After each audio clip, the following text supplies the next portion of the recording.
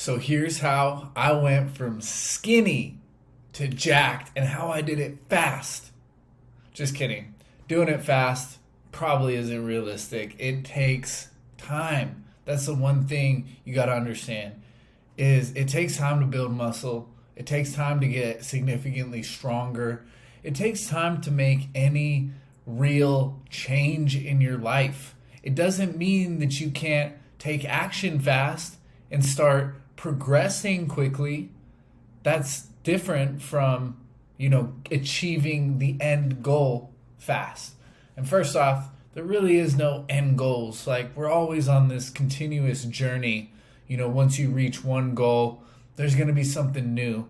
So you got to get comfortable just kind of being in the process always, I've reached a lot of strength goals and athletic goals, and then I have a new one, that comes up. So it's this continuous process. But anyway, back to getting jacked from being skinny and how to really do it the right way and how to be effective with it. Number one is we obviously need to eat to grow. That's one of the big things. And I was a skinny kid growing up. I could put down some food for sure. It didn't seem to add on to me anywhere. I'd train a little bit here and there, but I wasn't consistent enough with it. I'd have some intense amount of calories, one meal of the day, but then the rest of the time, I just wasn't eating enough. And that's why I could eat so much at one sitting. It's because I wasn't getting enough food during the rest of the day. To get some appreciable amount of muscle mass put on, 1, we need to train, and 2, we need to eat.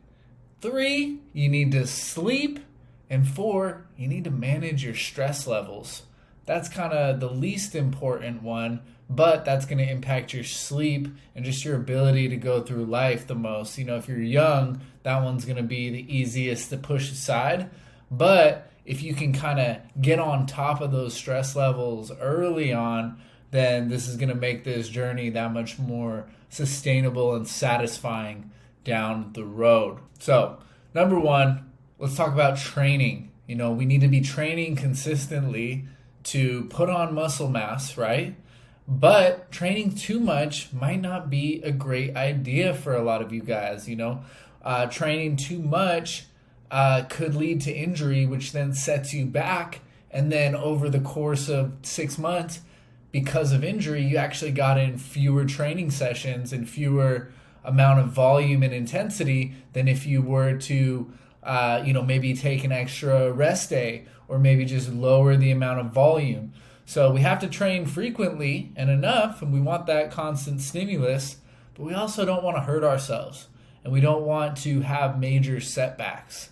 If you're taking 5 steps forward, 20 steps back, you're still going backwards 15 steps. That's a big deal. But if we're going, just steadily and slowly forward, that's what we want to be doing. Even if it's just 1 step a week, just as long as we're going forward, the net gain is forward. We have to design the training program to be inclusive of our whole being, right? Our whole body. So we want to focus on compound movements first. So compound movements when you use 2 or more joints. So like an overhead press, I'm using my shoulder, I'm using my elbow. Squat, right? We're using our hips, we're using our knees, we're using our ankles. So that's 2 or more joints, right? A bench press, we're using 2 or more joints. A deadlift, 2 or more joints. Good morning.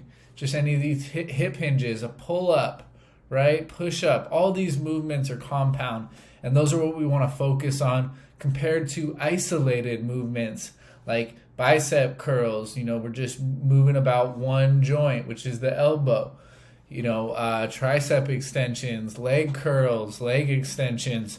These things are great, and they can be a part of your program, no doubt, but we want to focus on building the torso and building the bigger muscles of the body, the trunk, right? Getting our thighs, our glutes, and our torso with some muscle mass, right? Because most of our mass is going to be from the shoulders to the knees, right? This kind of rectangle here. The arms and the lower legs, they're not going to weigh that much. right? So we don't need to put too much emphasis on those things, at least beginning. Sure, we can get some reps in, right? Maybe at the end of your workout, you want to finish off with some bicep curls on an upper body day. By all means, get those curls in for the girls. Generally, 2 to 4 sessions per week is going to be a good place for you to start. If you start with 6 or 7 sessions a week, you might feel great doing it for a couple weeks, but you might burn out and you might injure yourself. And then we're nowhere near getting jacked, right? We're nowhere near where we want to be.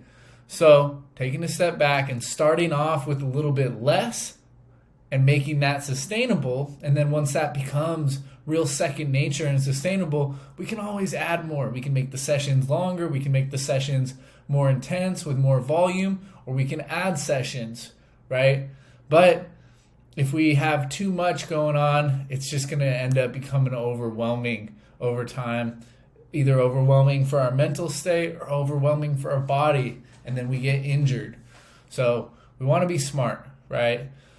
But the most important thing is, like, once you're training a little bit, once you have a stimulus telling your body that it needs to grow, then the most important thing now becomes eating, right? We got to eat. We got to feed the beast. And so eating is probably going to be the hardest part for some people. People that are super skinny, they think they eat a lot, and they don't. And so how do we get those calories in? Let's say I'm 210 pounds right now, and pretty lean, not insanely lean, but I used to be like 150 pounds. So I put on like 60 pounds since I was 20 years old. And most of that was between 20 and 26. We want to be consistent with the frequency of the calories. We don't want to just pack in all our calories, in the middle of the day or in the morning. We want to make sure we have a consistent flow of calories coming in. And 2, we want to make sure we have enough protein. You don't need to overdo it with the protein. If you're 150 pounds and let's say you want to get to 175, like that's a good place to start, then all you really need is about 175 grams of protein to start. We could maybe do 200, but more than that, you're better off just filling up those calories with carbs and fats, because it's going to be a lot less expensive. Protein's not cheap. So we want to be smart with that. There's no need for a 150 pounder to try to force feed 300 grams of protein. We might as well just get 175, 200, and then get those extra carbohydrates and fats. That's another thing. Fats. Fats are going to be the most calorically dense food, meaning they have 9 calories per gram, as where carbohydrates only have 4 calories per gram. Protein has 4 calories per gram of protein. Kind of some debate, whether it might even have a little bit less, because there's the thermogenic effect of food, meaning that it takes a little more energy to break down that protein, so you actually kind of get closer to 3. You're definitely not going to want to remove fats or remove carbohydrates from your diet. That now is not the time to try a keto diet. We need to build mass. You need calories. You're going to need all 3. In fact, dairy is the only real food in nature that contains all 3 macronutrients in appreciable amounts. And dairy is a way that you can gain some weight. Whole milk, whole fat, full fat yogurt, eggs, for sure. Eggs, you need eggs to grow. You don't need them, but it definitely makes it easier. We need to eat frequently, right? We need to eat 3 to 5 to 6 times a day, depending on how many calories you're getting per day. So if you're 150 pounds, then if we times that by 15, then that's about how many calories you need to stay 150 pounds. Jump this up to 18, so 27. So that's about a 500 calorie surplus, which is a good place to start. There's not a lot of benefit in overdoing the surplus, especially at the beginning.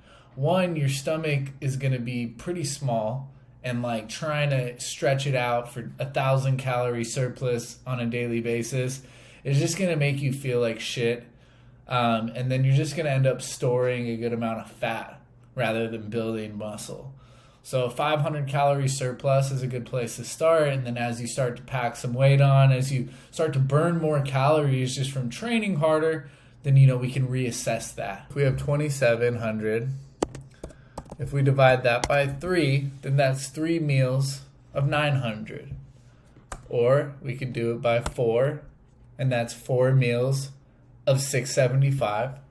Or we could go 5, and that's 5 meals of 540. 5 meals of 540 isn't that much food, but it requires you to be more on the ball. You have to shift gears from what you're doing to eat. So I like to eat like 3 or 4 meals a day, and I can put down a lot of food in each of those meals, and I've trained myself to kind of force feed if need be. And that's one thing that I think was a big turning point for me, was just eating a ton of food and like kind of learning how to force feed it. Like you might have to learn how to like chase some of that food down with some water.